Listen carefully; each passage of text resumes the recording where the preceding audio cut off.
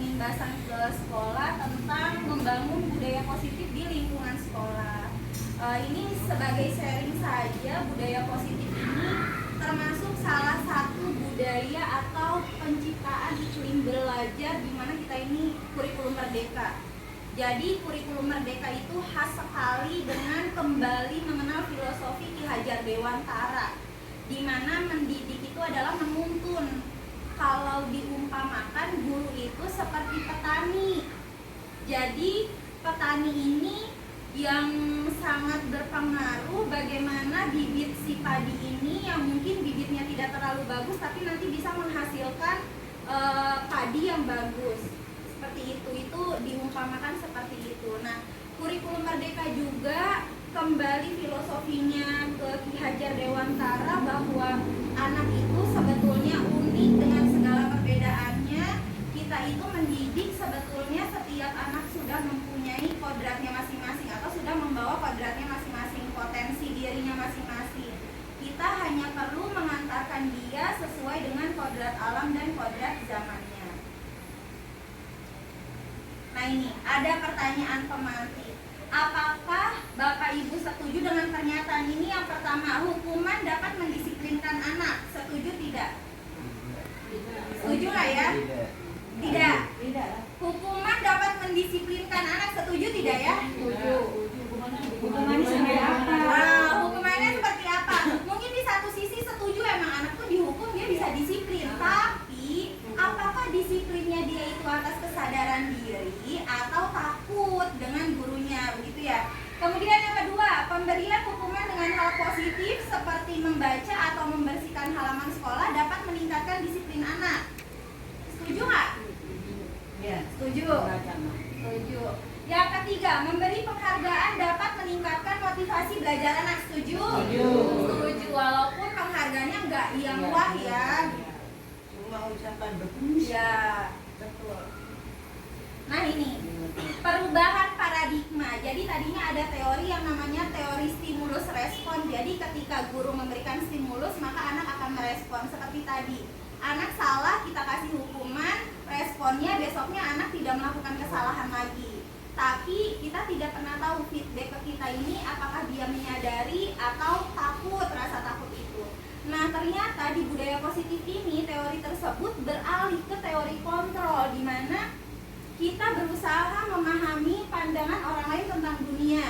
Kemudian semua perilaku memiliki tujuan. Jadi ketika anak berbuat salah, tanya dulu kenapa dia bisa melakukan kesalahan itu. Atau kalau anak berantem sambil baku hantam sampai tonjok-tonjokan, malah kalau di budaya positif ini kita tidak menyalahkan anak yang nonjok balik atau nonjok temannya, karena ternyata dia berhak mempertahankan diri gitu. Nah, tapi mungkin nanti diarahkan harusnya tidak demikian gitu.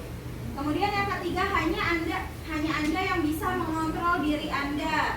Kemudian Anda tidak bisa mengontrol orang lain. Kolaborasi dan konsensus menciptakan pilihan-pilihan baru. Model berpikir menang-menang.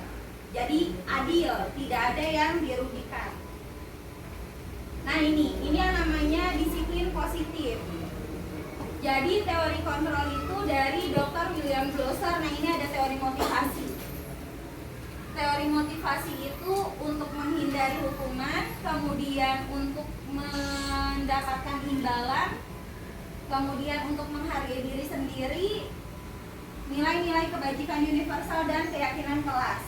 Jadi kalau teori motivasi ini urutannya yang nomor 1 ini paling rendah ketika dia mendapatkan hukuman kemudian tidak melakukan lagi, maka ini nih yang ada di diri dia hanya untuk menghindari hukuman.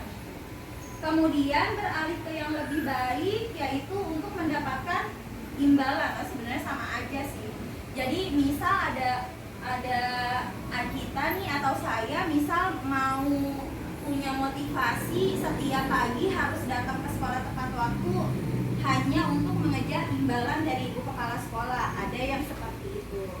Kemudian untuk menghargai diri sendiri. Kalau menghargai diri sendiri artinya bahwa saya harus melakukan itu ya karena saya harus, bukan karena embel-embel yang dua ini gitu.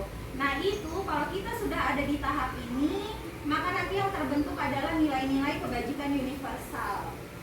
nilai-nilai kebajikan universal ini ya nilai-nilai kebaikan yang memang dilakukan berasal dari dalam hati kita gitu. Jadi memang keinginan kita, bukan karena takut hukuman atau bukan karena imbalan juga. Nah kalau di kelas itu menjadi budaya positif ini, penerapan budaya positif menjadi PR kita bersama, bagaimana anak itu bisa sampai di titik ini sehingga dia menyadari nilai-nilai kebajikan yang nantinya akan muncul keyakinan kelas begitu. Nah kemudian ini 5 posisi kontrol. Ini adalah 5 posisi kita di kelas yang bisa kita lakukan.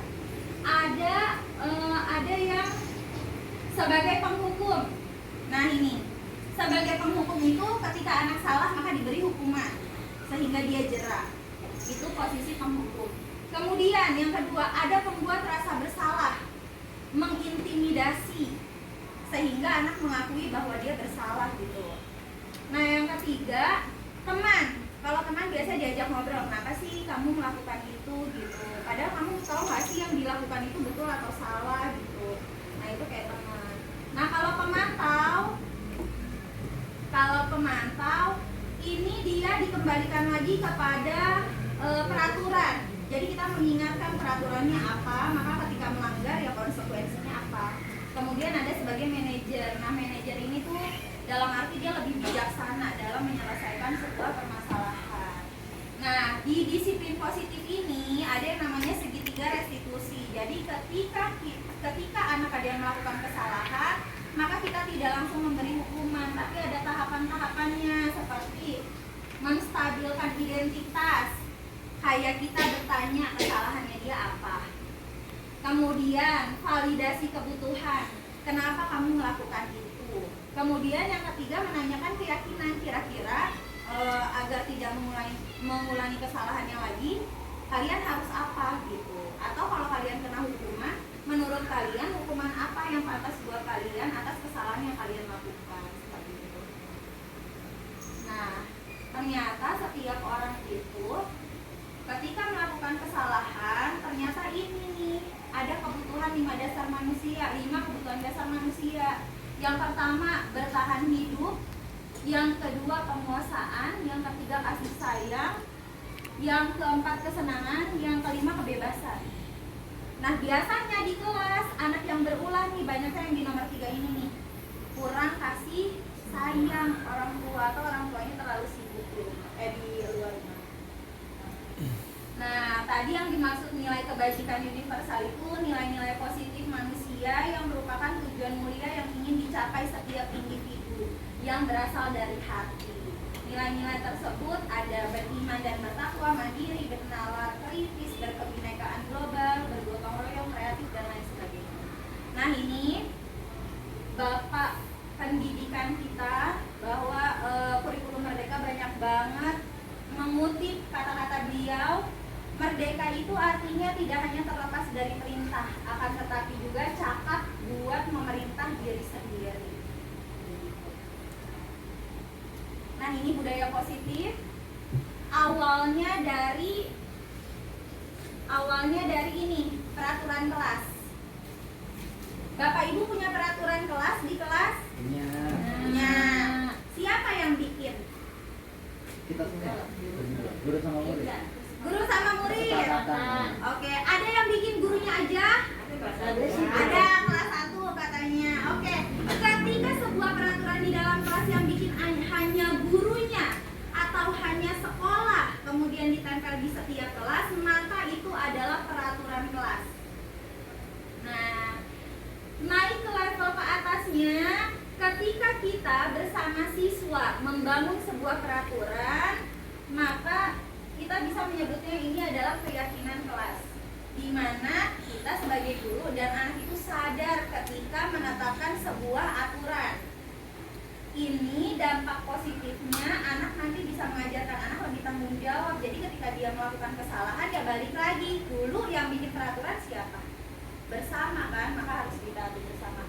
Nah ketika keyakinan kelas sudah terbangun dengan baik di seluruh aspek, seluruh kelas, maka nanti yang terbentuk adalah lingkungan positif. Lebih luasnya lagi nanti akan menjadi budaya positif. Nah ini tahapan-tahapannya. kesepakatan kelas ya. Jadi kalau dulu namanya peraturan kelas, kalau di kurikulum Merdeka nih namanya jadi kesepakatan kelas.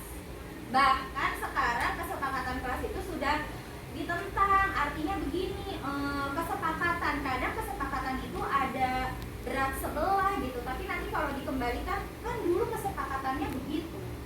Jadi masih ada sisi keterpaksaannya, sehingga kesepakatan kelas itu berganti menjadi keyakinan kelas.